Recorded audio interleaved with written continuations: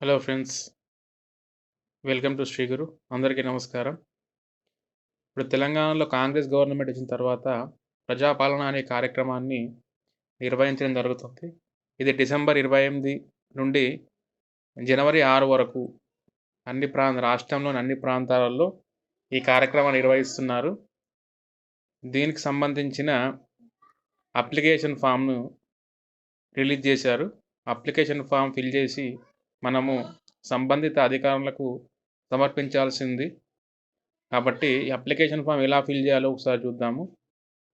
ముందు మన channel subscribe చేయని వారు సబ్స్క్రైబ్ చేయండి. షేర్ చేయండి. ఇది చాలా ముఖ్యమైన విషయం కాబట్టి ప్రజలందరూ అప్లికేషన్ ఫామ్ చేయాలి కాబట్టి ఎవరికైతే అప్లికేషన్ ఫామ్ ఎలా ఫిల్ చేయాలో తెలియని వాళ్ళకు ఉపయోగంగా ఉంటుంది. కాబట్టి మన ఛానల్ సబ్స్క్రైబ్ చేసుకోండి.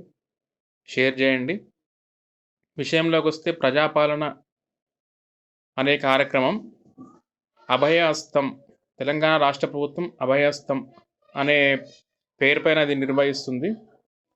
దీని టర్మ్ వచ్చి 28/12/2023 నుండి 6/1/2024 వరకు ప్రజాపాలన కార్యక్రమాన్ని నిర్వహిస్తున్నారు. అయితే ప్రజాపాలన దరఖాస్తులో ఏ పథకాలకు మనము అప్లై చేసుకోవచ్చు చూద్దాము. 1 మహాలక్ష్మి, 2 రైతు భరోసా, 3 గృహజ్యోతి, 4 ఇందిరమ్మ ఇండ్లు, 5 చేయుత పథకం. ఈ 5 పథకాల సమ్మేళనం 5 పథకాలను కలిపి ఒకటే ఫామ్‌లో మనము అప్లై చేసుకోవచ్చు. కాబట్టి ఈ పథకాలు ప్రజలందరికీ ఉపయోగకరంగా ఉంటాయి కాబట్టి ఎవరైతే పథకాలకు ఎలిజిబిలిటీ ఉండరో వాళ్ళు మిస్ కాకుండా ప్రభుత్వానికి సహకరించి అందరూ ఈ ఫాములు ఫిల్ చేసి సంబంధిత అధికారులకు ఇవ్వాలి. కాబట్టి మనము ఈ వివరాలు చూద్దాము. ఫస్ట్ పేజ్ కుటుంబ వివరాలు రాయాల్సి ఉంటుంది. దరఖాస్తుదారు వివరాలు, ఎవరైతే గృహానికి యజమాని ఉంటాడో ఆ యజమానికి సంబంధించిన వివరాలు ఇక్కడ ఫిల్ చేయాలి. దరఖాస్తుదారు ఇంటి యజమాని పేరు, యజమాని స్త్రీ అయినా పురుషుడు ఎవరైనా ఉండొచ్చు. స్త్రీ అయితే స్త్రీ, పురుషుడైతే పురుషుడు టిక్ చేయాలి. ఇక్కడ మూడో కేటగిరీ అంటే ఇతరులైతే ఇతరుల దగ్గర టిక్ చేయాలి. తర్వాత వాళ్ళ కమ్యూనిటీ అంటే కులము, ఎస్సీ అయితే ఎస్సీ దగ్గర, ఎస్టీ అయితే ఎస్టీ దగ్గర, బీసీ అయితే బీసీ దగ్గర, మైనారిటీ వాళ్ళైతే మైనారిటీ దగ్గర, ఇతరుల దగ్గర టిక్ చేయాలి. టిక్ చేసి ఇక్కడ దరఖాస్తుదారుని ఫోటో, ఎవరైతే ఈ ఫామ్‌లో యజమాని అనే పేరు ఎవరైతే రాస్తున్నారో వారి ఫోటోని ఇక్కడ పేస్ట్ చేయాలి. పేస్ట్ చేసి వారి డేట్ ఆఫ్ బర్త్, నెల, సంవత్సరంతో కూడిన పుట్టినరోజు, నెల, సంవత్సరం ఇక్కడ బాక్స్‌లో ఫిల్ చేయాలి. 0 ఉంటే 0 కూడా ఎంటర్ చేయాల్సొస్తది. ఇప్పుడు జనవరి 3 ఉందంటే 0301 అట్లా ఫిల్ చేయాలి. Next Aadhaar number. Aadhaar card పైన ఉంటుంది. ఆధార్ నంబరు దాన్ని చూస్తూ ఇక్కడ ఫిల్ చేయాల్సిన అవసరం ఉంటుంది. తర్వాత రేషన్ కార్డ్, తెల్ల రేషన్ కార్డ్ ఉన్న వాళ్ళు రేషన్ కార్డ్ నంబర్ రాయాలి. రేషన్ కార్డ్ లేని వాళ్ళు వదిలేయండి, మైనస్ పెట్టి.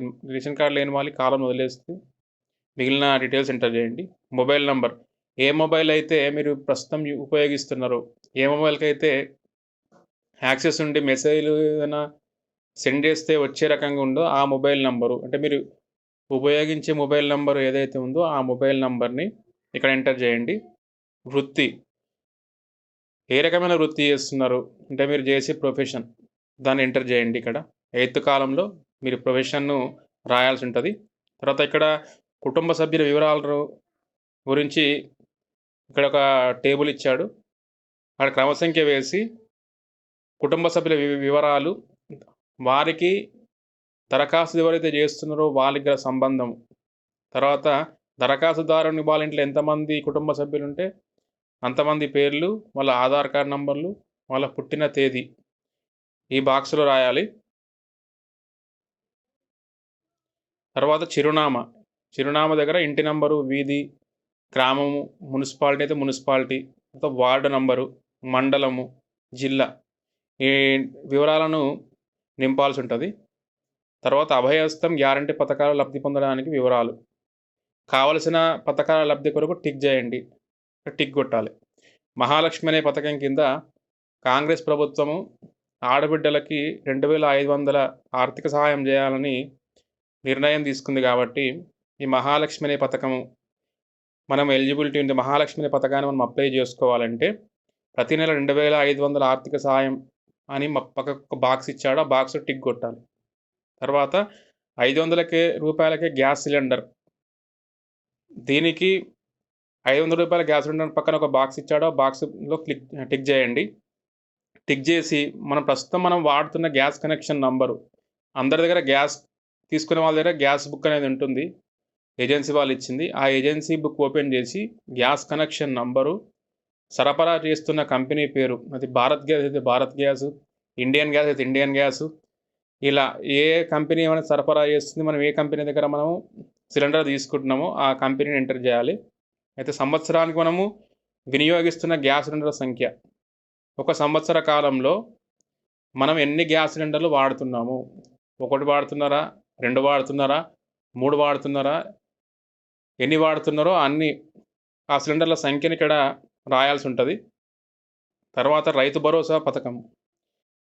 ఇది రైతుల కోసము కాంగ్రెస్ గవర్నమెంటు ప్రతి సంవత్సరము ఎకరానికి 15,000 రూపాయలు వారికి ఇచ్చి మద్దతుగా నిలబడాలని నిర్ణయించిన కాబట్టి రైతు భరోసా పథకం ఇది ఒక అద్భుత పథకంగా చెప్పుకోవచ్చు. రైతు అయితే రైతు దగ్గర టిక్ కొట్టండి. కౌలు రైతు అయితే కౌలు రైతు దగ్గర టిక్ కొట్టండి. పట్టాదారు పాస్ పుస్తకములు మన దగ్గర అందరి దగ్గర ఉంటాయి కాబట్టి, అంటే పట్టాదారు పాస్ పుస్తకము దానిలో నంబర్ ఉంటుంది. పట్టాదారు పాస్ పుస్తకం నంబర్లు ఇక్కడ రాయాలి. సాగు చేస్తున్న భూమి వివరాలు, సర్వే నంబరు, అంటే ఎంత విస్తీర్ణంలో మనం సాగు చేస్తున్నామో ఆ సర్వే నంబర్ ఏందో ఇక్కడ రాయాలి రైతులు. కౌలు రైతులైతే కౌలు రైతు దగ్గర టిక్ కొట్టండి. వ్యవసాయ కూలీలకు ఏటా 12,000 రూపాయలు ఇవ్వాలని గవర్నమెంట్ అనుకుంటుంది కాబట్టి, వ్యవసాయ కూలీలు ఎవరైతే చేసుకుంటున్నారో వాళ్ళకు సంవత్సరానికి 12,000 రూపాయలు ఇస్తారు. ఇక్కడ ఈ బాక్స్‌లో టిక్ కొట్టండి.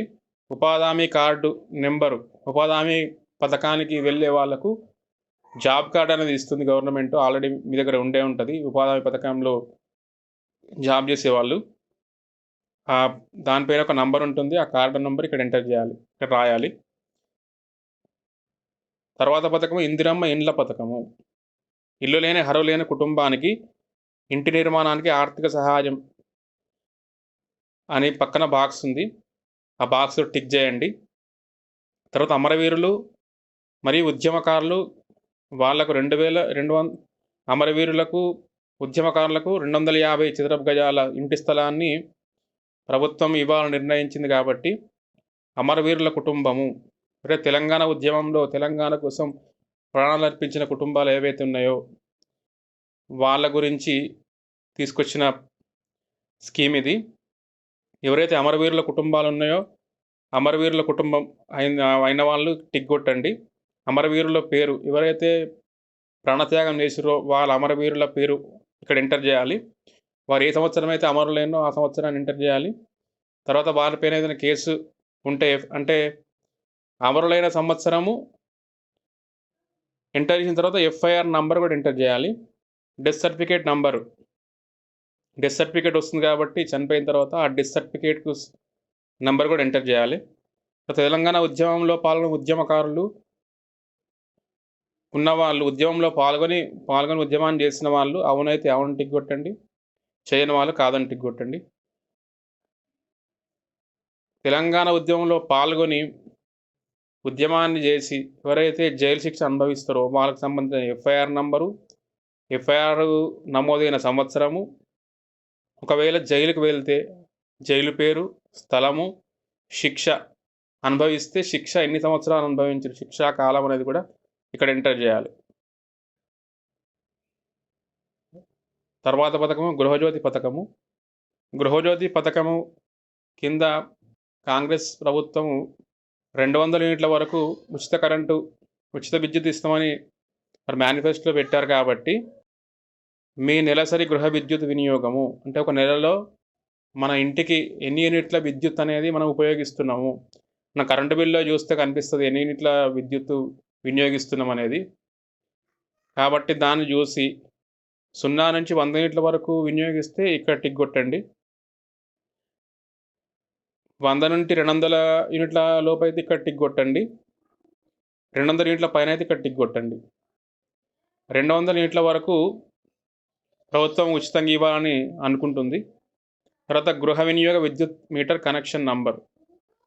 ఈ సంఖ్య అనేది మనకు విద్యుత్ మీటర్ పెట్టిన అక్కడైనా రాసుకుంటారు కొంతమంది. లేకపోతే మనం కరెంట్ బిల్లు పైన కూడా విద్యుత్ కనెక్షన్ నంబర్ అనేది ఉంటుంది. దాన్ని చూసి ఇక్కడ రాయండి. నెక్స్ట్ పథకము చేయూత పథకము. చేయూత పథకం కింద నెలకు 4,000 మరియు దివ్యాంగుల పింఛను 6,000 వరకు పొందేందుకు ఈ వివరాలను నింపాలని చెప్పి అంటున్నారు. కాబట్టి ప్రస్తుతం అయితే ఎవరైతే పింఛన్ తీసుకుంటున్నారో వాళ్ళకి ఆటోమేటిక్‌గా వాళ్ళ డేటా అంతా ప్రభుత్వం దగ్గర ఉంది. వాళ్ళు ఏ కేటగిరీకి చెందిన వాళ్ళైతే దానికి సంబంధించిన ఎంతైతే పెంచుతారో వాళ్ళకి ఆటోమేటిక్‌గా వాళ్ళకొస్తుంది. ఎవరైతే కొత్తగా అప్లై చేసుకున్న వాళ్ళు అప్లై చేసుకోవచ్చు. దివ్యాంగులైతే ఇక్కడ టిక్ కొట్టండి. వాళ్ళకి సంబంధించిన సదరం సర్టిఫికేట్ అనేది ఉంటుంది. ఆ సదరం సర్టిఫికేట్ నంబర్ అనేది ఇక్కడ ఎంటర్ చేయండి. తర్వాత వృద్ధాప్య పింఛన్ అయితే వృద్ధాప్య పింఛను, గీత కార్మికుల పింఛను, డయాలసిస్ బాధితులు, బీడీ కార్మికుల జీవన భృతి, ఒంటరి మహిళల జీవన భృతి, వితంతు పెన్షను, చేనేత కార్మిక పెన్షను, ఎయిడ్స్ వ్యాధిగ్రస్తుల పెన్షన్, ఫైలేరియా బాధితులు, బీడీ టెకేదార్ జీవన భృతి. ఎవరు ఏ కేటగిరీకి చెందిన వాళ్ళైతే దాని పక్కన ఉన్న బాక్స్‌లో టిక్ కొట్టండి. కాబట్టి అభయహస్తం అనే పేరుతోని ప్రభుత్వం ప్రజాపాలన కార్యక్రమం నిర్వహించి 28 నుంచి డిసెంబర్ 28 నుండి జనవరి 6 వరకు నిర్వహిస్తుందో ఆ ఫామ్ ఉచితంగానే ఇస్తుంది గవర్నమెంటు. ఆ ఫామ్ తీసుకొని ఈ డీటెయిల్స్ అన్నీ నింపి జతపరచాల్సిన ప్రతులు ఏంటంటే ఆధార్ కార్డు జిరాక్స్ ప్రతి, తెల్ల రేషన్ కార్డు జిరాక్స్ ప్రతి. వీటిని జత చేసి కింద సంతకం అంటే ఇవన్నీ ఇస్తున్నాము నేను, ఇవన్నీ నిజాలే అని తెలిపే విధంగా సంతకము లేక వేలిముద్ర, పేరు, తేదీ. ఎవరైతే గృహ యజమాని ఉన్నారో వాళ్ళు ఇక్కడ పెట్టాల్సి ఉంటుంది. తర్వాత ప్రజాపాలన దరఖాస్తు రసీదు.